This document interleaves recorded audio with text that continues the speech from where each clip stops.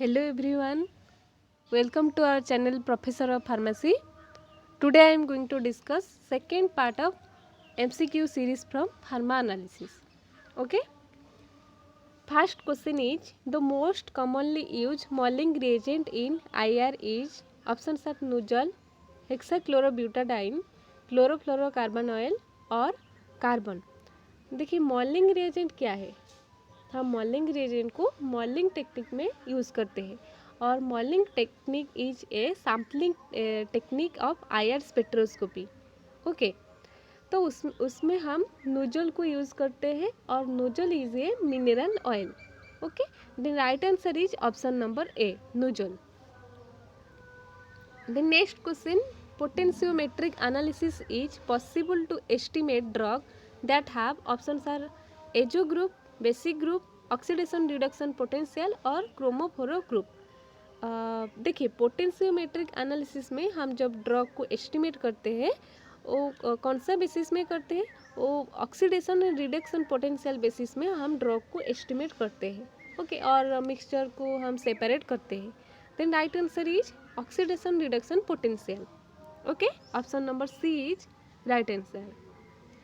Next question, the solvent used in IR spectroscopy is options are chloroform, carbon tetrachloride, carbon disulphide और water.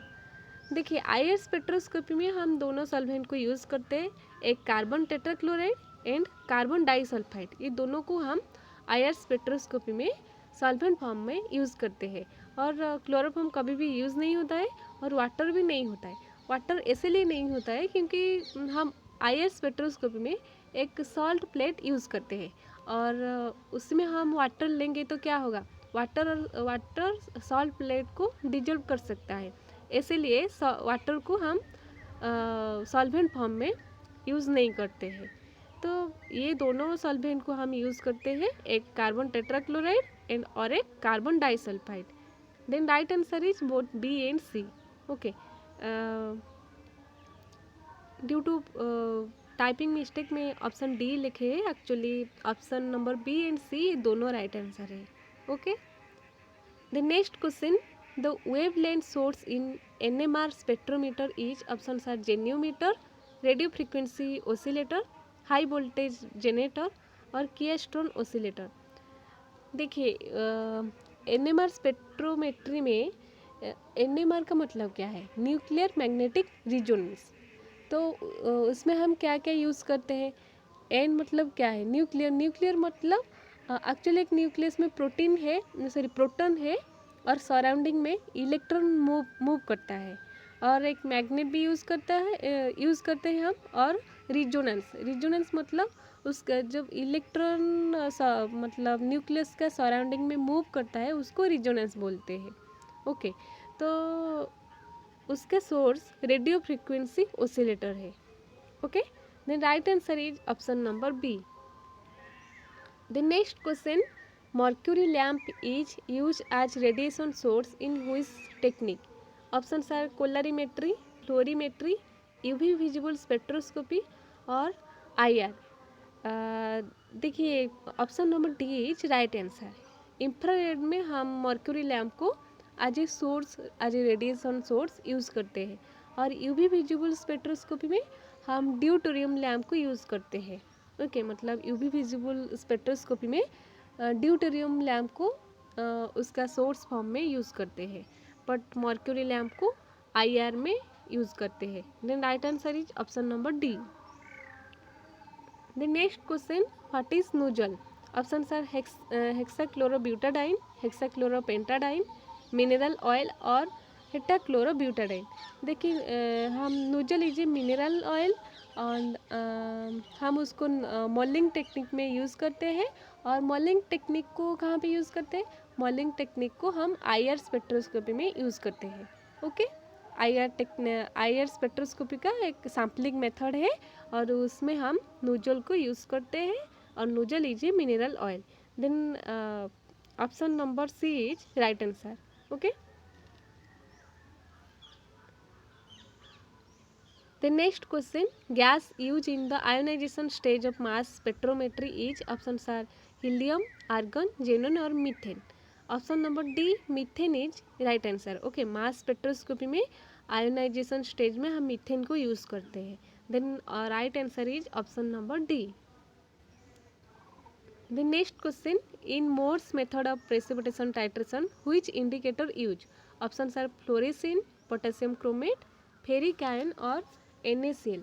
देखिए Mohr's method में हम potassium chromate को use करते हैं, मतलब potassium chromate use as a indicator in Mohr's method, इसलिए right answer is option number B. Next question, silica gel H has options are starch as binder, gelatin as binder और gypsum as binder और no binder. देखिए option number D is right answer. Silica gel H has no binder, और हम silica gel को basically silica gel H को कहाँ पे use करते हैं? सिलिका जेल H को TLC में यूज़ करते हैं, थीन लेयर क्रोमेटोग्राफी में यूज़ करते हैं। और TLC का प्रिंसिपल क्या है? TLC में दोनों प्रिंसिपल अप्लाई होता है, एडजॉर्प्शन एंड पार्टीशन, इन दोनों बेसिस में ये काम करता है। ओके, देन इस क्वेश्चन का answer is option number T, no binder. The next question, what is selection rule for molecule to become IR spectroscopy? Options are must show change in dipole moment, must show dipole moment, must show change in magnetic moment, must show dipole moment.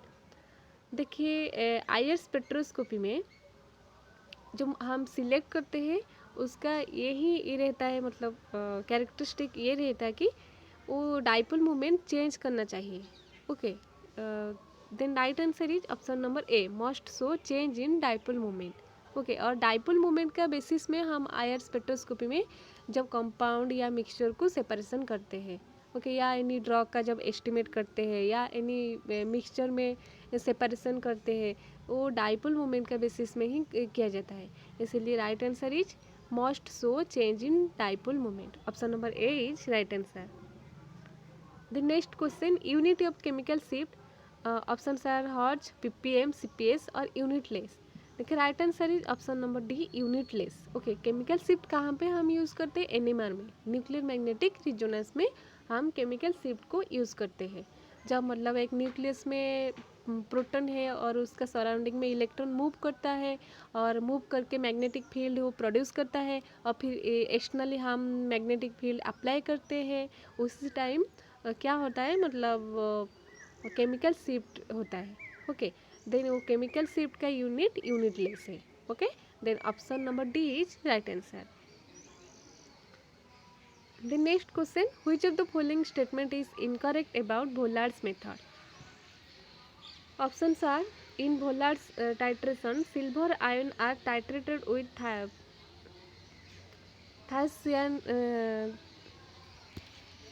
thiazine in acidic solution. Ferric ion act as indicator in Bollard's method, yielding reddish brown ferric thiocyanate. और Bollard's method is used to determine halides, और Bollard's method is direct titration.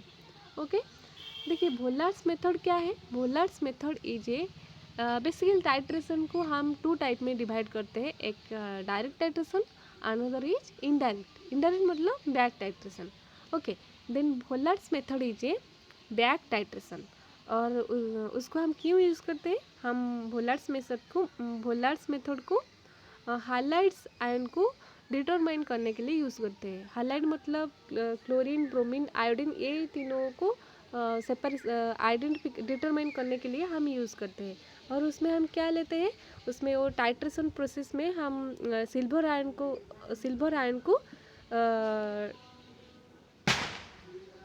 लेके titration करते हैं, और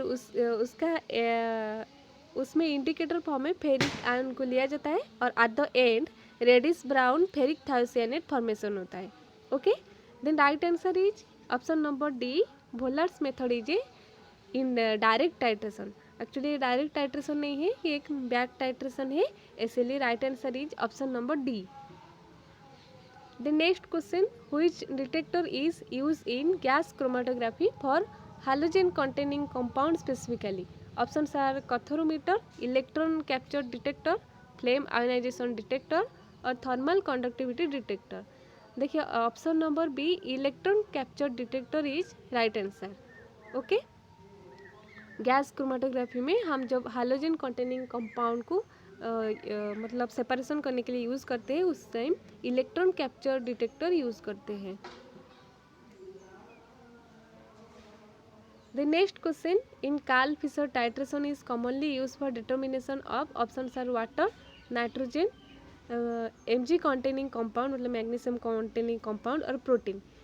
देखिए right answer is option number A water. हम Karl Fisher titration को water मतलब वाटर प्रेजेंट है कि नहीं है ये डिटर्मिनेशन करने के लिए यूज़ करते हैं, इसीलिए option number A is right answer. The next question, the maximum absorption is shifted to longer wavelength. Options are bathochromic, hyperchromic, hypsochromic और hypochromic। देखिए बाथोक्रोमिक में मैक्सिमम एब्जॉर्प्शन होता है और हाइप्सोक्रोमिक में सबसे कम एब्जॉर्प्शन होता है और हाइपरक्रोमिक में हाई इंटेंसिटी है और हाइपोक्रोमिक में सबसे कम इंटेंसिटी है, इसीलिए लॉन्गर वेवलेंथ का राइट आंसर बाथोक्रोमिक है। Option number A is right answer. The next question, in polarographic diffusion current is affected by options are North equation, Ludwig equation और Henderson equation और Graham equation। देखिए right answer is option number B. Okay, Ludwig equation is right answer. Okay, और Henderson equation को हम acid base identification करने के लिए use करते हैं। Then in this case right answer is option number B. The next question, which one of the following is a universal detector in SPLC? Options are PDA, UV, ELST और RI। देखिए right answer is option number D RI, refractive index use as a universal detector in SPLC। Okay, high performance liquid chromatography. The next question, which of the following indicator is not used in non-aqueous titration? Options are 1-naphthalbenzene, diphenylmine और quinaldine और crystal violet। देखिए right answer is option number B diphenylamine, क्योंकि alpha नाफ्थालबेंजीन और क्विनाल्डाइन and crystal violet ये तीनों non एक्यूएस titration में use करते हैं, पर डाइफिनाइलमाइन को हम रिडॉक्स टाइट्रेशन में यूज़ करते हैं, इसलिए option number B is right answer. The next question, gas chromatography technique can be use for options are quantitative analysis only, qualitative analysis only, both और नॉन। देखिए right answer is option number C both, मतलब gas chromatography को हम both quantitative analysis and qualitative analysis के लिए use करते हैं। Then option number C is right answer. Okay, if you have any doubt then you can ask me in comment section. Okay, thank you.